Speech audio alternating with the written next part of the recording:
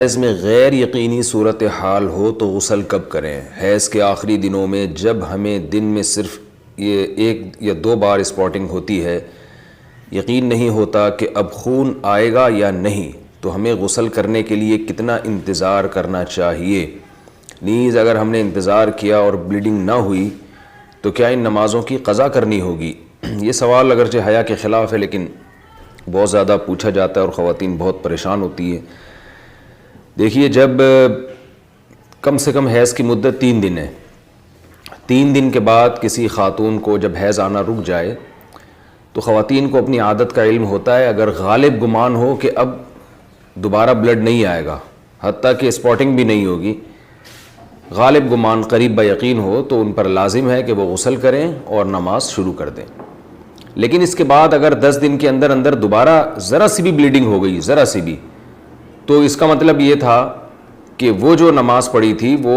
ناپاکی کی حالت میں پڑھی تھی، لہذا وہ نمازیں لوٹانے کی تو ضرورت نہیں ہے کیونکہ وہ نماز ہوئی نہیں سرے سے، لیکن جیسے ہی اسپاٹنگ ہو تو دوبارہ سے رک جائیں نماز پڑھنے سے، اور پھر جب غالب گمان ہو کہ اب دوبارہ بلیڈنگ نہیں ہوگی تو دوبارہ غسل کر کے نماز شروع کریں۔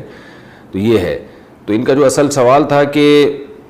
ہمیں غسل کے لیے کتنا انتظار کرنا پڑے گا، تو اپنا غالب گمان دیکھنا پڑے گا آپ کو۔ جب غالب گمان ہو جائے کہ اب بلیڈنگ بالکل بھی نہیں ہوگی تو آپ پر لازم ہے کہ آپ غسل کریں اور نماز پڑھیں، اور اگر اس کے بعد یعنی غالب گمان نہیں ہے یہ بلکہ ایک تردد ہے کہ شاید ہو شاید نہ ہو، تو پھر غسل کرنا لازم نہیں ہے،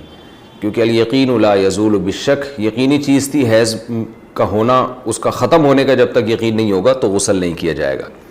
البتہ بعض دفعہ ایسے ہوتا ہے کسی خاتون کا خیال یہ ہوتا ہے کہ اب دوبارہ مجھے بلیڈنگ ہوگی، اور اس خیال سے انہوں نے غسل ہی نہیں کیا، تو پھر پتہ چلا کہ بلیڈنگ تو نہیں ہو رہی، تو پھر جو نماز قضا ہوئی ہے اس کی قضا بھی کرنی پڑے گی ان کو۔ خواتین کو اس کا بہت خیال کرنا چاہیے کہ جب ایام ہوں ان کے مینسز کے تو وہ نماز کی بہت زیادہ حفاظت کریں۔ قرآن مجید میں اللہ تعالیٰ کے ارشاد ہے حافظوا علی الصلوات، نمازوں کی حفاظت کرو، محافظت۔ تو محافظت اسی طرح سے ہوتی ہے، اس کا خیال کرنا پڑتا ہے۔ تو فجر کی نماز اکثر خواتین کی گول ہو جاتی ہے کیونکہ وہ سوتے ہوئے میں گزر رہی ہوتی ہے اور اس دوران بلیڈنگ بند ہو چکی ہوتی ہے۔ تو جب خواتین کو اندازہ ہو کہ ان کے ایام حیض پورے ہو گئے ہیں، جیسے کسی کو 4 دن آتا ہے، کسی کو 5 دن آتا ہے،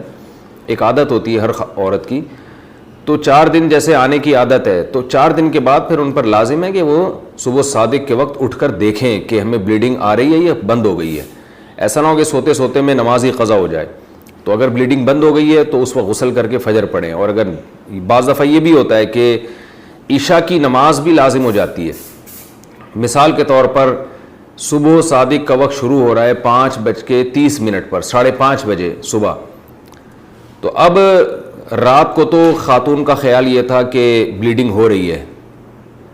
اور آخری دن ہے ان کا ایام حیض کا، تو ان پر لازم تھا کہ وہ صبح صادق سے پہلے اٹھ کے دیکھیں کہ واقعی بند ہو چکی ہے یا نہیں۔ اگر بند ہو چکی ہے تو پھر یہ عشاء کی نماز بھی واجب ہے، عشاء کی نماز بھی پڑھنی پڑے گی آپ کو۔ تو بعض خواتین بالکل اس میں غفلت سے کام لیتی ہیں۔ میں یہ نہیں کہہ رہا کہ ابھی بلیڈنگ شروع ہوئی ہے تو